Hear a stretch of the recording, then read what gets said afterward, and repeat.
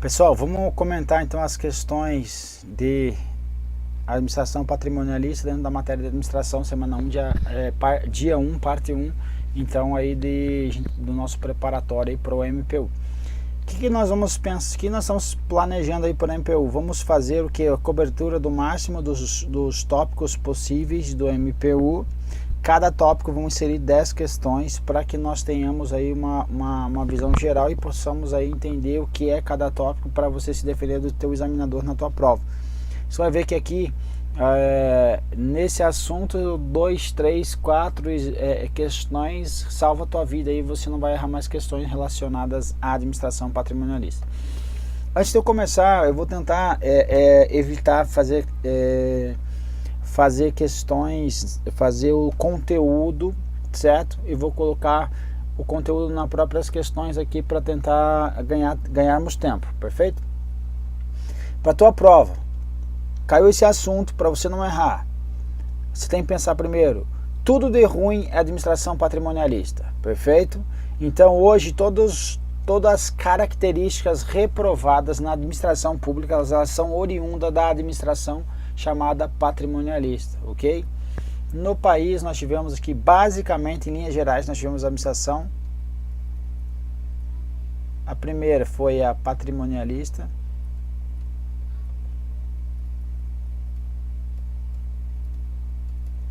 Depois a burocrática.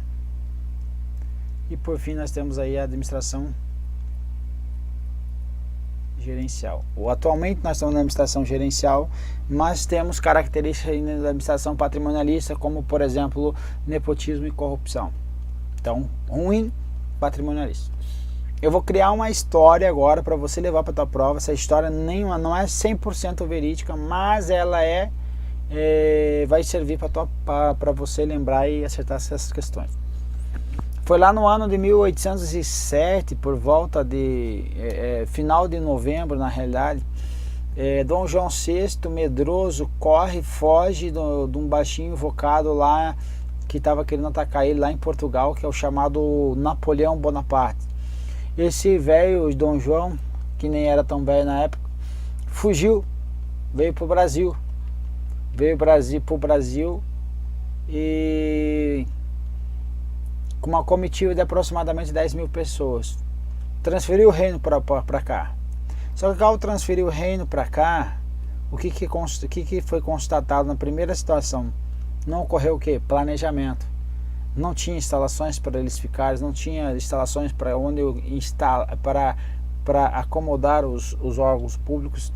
E acabou que eles tiveram que colocar tudo dentro das suas próprias casas, expulsaram muita gente e aí conseguiram eles trabalhar nos seus órgãos públicos dentro das suas próprias casas, certo? Ele era casado com a tal da Joaquina, filho da Maria Louca. A Joaquina não batia muito bem do juiz também. Ela chegava lá em cima nas escadarias, gritava lá de cima: João, cadê aquele espelho que eu pedi para que você comprasse? E aí o João saía comprar o tal do espelho, daqui a pouco comprava um sofá, daqui a pouco comprava uma mesa, daqui a pouco comprava uma cadeira, daqui a pouco comprava algo nesse sentido aí, estava comprando mobílias, ora para o órgão, ora para ele. Mas o que acontecia? Estava tudo dentro do mesmo ambiente, existia uma confusão entre o público e o privado. Então essa confusão entre o público e o privado, que era do órgão público, que era do particular. Na realidade ele olhava assim: não, isso aqui tudo é meu. Então a confusão gerava o quê? A característica marcante da administração patrimonialista, que é a tal da corrupção, que é o que? É a apropriação pelo privado de bens públicos, ok? Que mais? Nepotismo, muito marcante dessa época. Até tem uma certa lógica, porque eu ia trazer o que? Pessoas para dentro da minha casa. Essas pessoas que eu ia trazer para dentro da minha casa tinham que ser pessoas de confiança e, por assim dizer, eu trazia quem? Parentes. Então aí começava a configurar na administração pública o nepotismo, então típico da administração patrimonialista. Sinecura, prebenda, favoritismo, clientelismo, tudo isso é da administração patrimonialista, ok? Então, é mais ou menos essa história que você tem que gravar aí, e perdurou por muitos e muitos anos a administração patrimonialista, para depois entrarmos na burocrática. Ela foi lá na década de 30, final da década de 30, o plano diretor da reforma do aparelho do Estado com Luiz Carlos Bresci Pereira, ele fala que foi em 36 nasce o DASP, que é o embrião da administração burocrática. Aliás, nesse documento ele fala que foi 38, mas em outros documentos anteriores era de 36. Antes desse documento do Luiz Carlos Bresci Pereira, colocavam que era 36 em prova. Depois saiu esse documento, era oficial, para não dizer que Bresci Pereira estava errado, que era um dos ministros do FHC lá no MARE, que era o Ministério da Administração e Reforma do Estado. E como ministro ele escreveu esse documento aí, e é um documento oficial, que é o PDRAE, Plano Diretor de Reforma para do Estado, e nele ele coloca que foi o DASP nasceu em 38. E aí, para não contrariar, colocaram 36/38, agora cai em prova 36/38 ou só DASP, ok? Então nasce lá com o DASP, administração burocrática, lá com quem?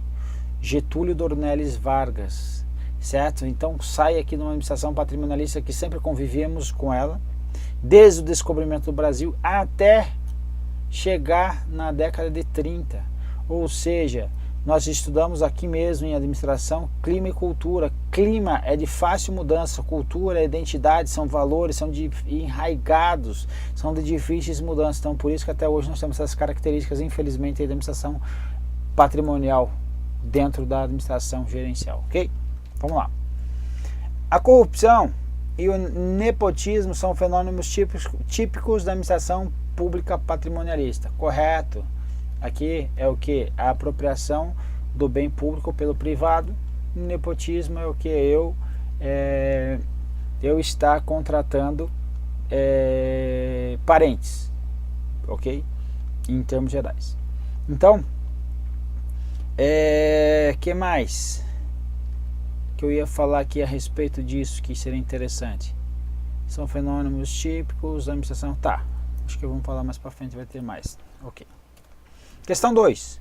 O modelo do Estado patrimonialista, no modelo do Estado patrimonialista, a não diferenciação entre o público e o privado favorece práticas de corrupção e nepotismo. A não diferenciação entre o público e o privado, como eu falei nessa casa onde estava o Dom João, eu estou trazendo a administração pública patrimonialista, trazendo um recorte do Brasil, perfeito? No Brasil, Estado no Brasil, mas serve para outras. Então, esse recorte, essa história que eu trouxe aí para vocês é do Brasil, mas também serve para outros. Que essas práticas de corrupção e nepotismo, então quando não ocorria a diferenciação entre o público e o privado, quando o Dom João VI lá estava comprando bens, ora para a administração pública, ora para a Joaquina, para a mulher dele lá, o que estava acontecendo? Não ocorria o que? A diferenciação entre o que? Os bens públicos e o privado, favorecia o que? Realmente essas práticas de corrupção e o nepotismo que eu estava dentro da minha própria casa aí. Correto. 3. O clientelismo. Clientelismo consiste num tipo de sistema que os agentes políticos concedem benefícios públicos em troca de apoio político. Então, é realmente isso. O significado do clientelismo está ligado então à ideia de favorecimento. Então, sempre que tem um clientelismo, tem um favorecimento.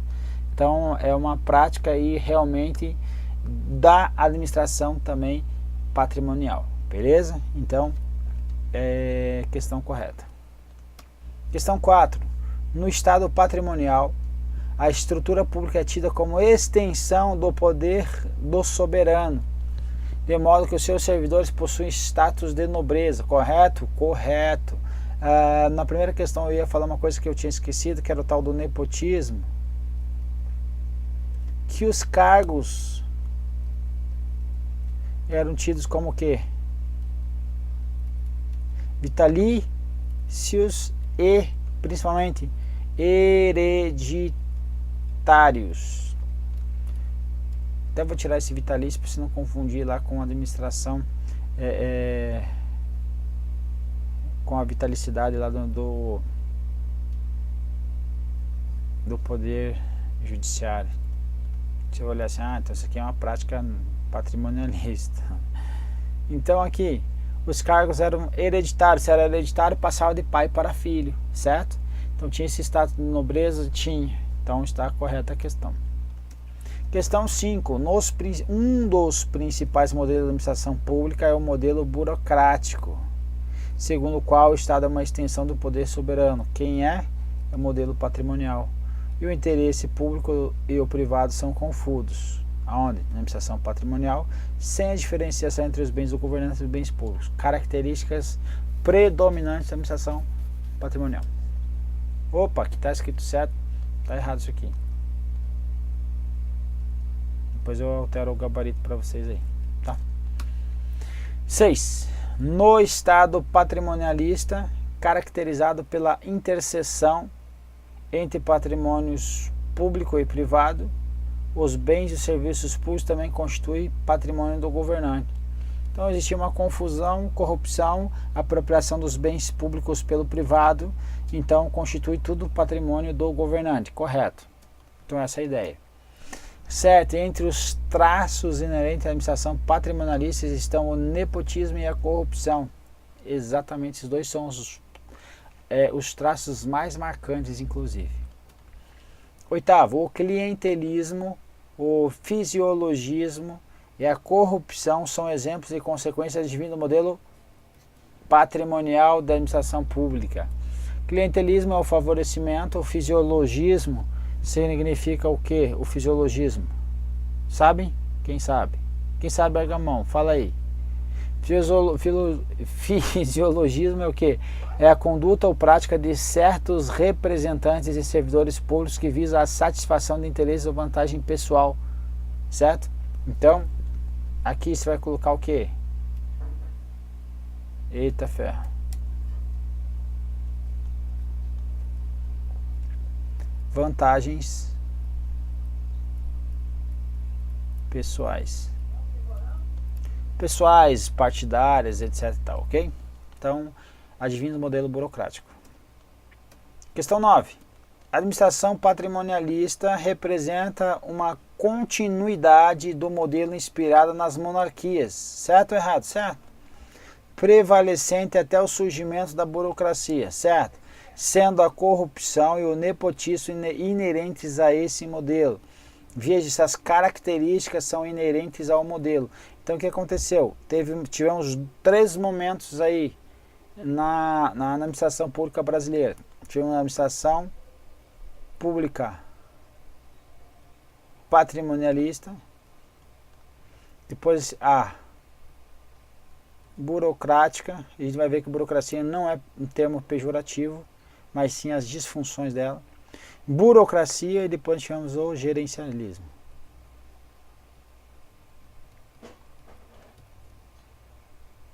Não confunda gerencialismo com clientelismo, tá? Clientelismo é uma prática da administração patrimonial.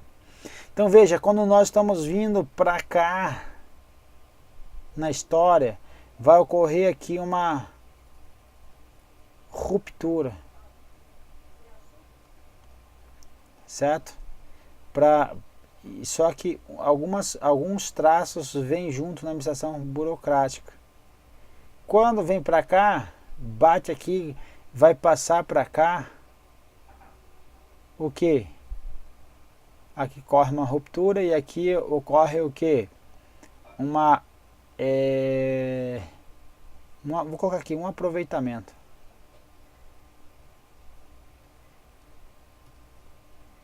Do que não era contrário